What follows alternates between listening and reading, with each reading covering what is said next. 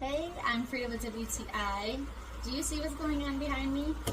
This is a blind from Zshine. I didn't think I could get a blind that was big enough to cover our kitchen window. It is 94 inches wide. We have lived in this house for 15 years and we've always wanted something to cover this window.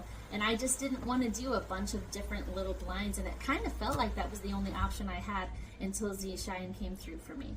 The number one thing that blows me away is how closely what you see online matches the color that you get in real life. I didn't order any color swatches, but I wanted something that was really close to the color that I had already painted my kitchen and my trim. I also love the blackout for it.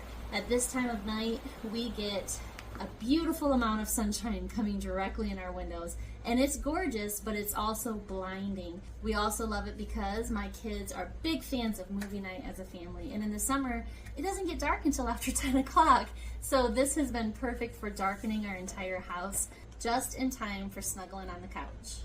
The remote is super simple to use. You can program it so that it stops when you raise and lower it. It stops at different heights, so if you only want it halfway up in the morning, you can program it for that.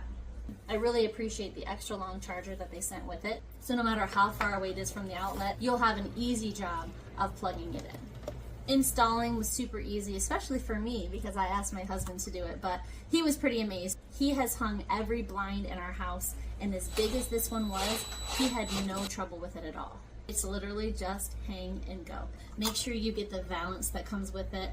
That could come in white, but I wanted it to match the blind. And so when it's all the way up, you really can't even tell that there's a shade on this window. Do not hesitate to get your own customized blinds. This is literally a 15-year dream come true. And that's my point of view.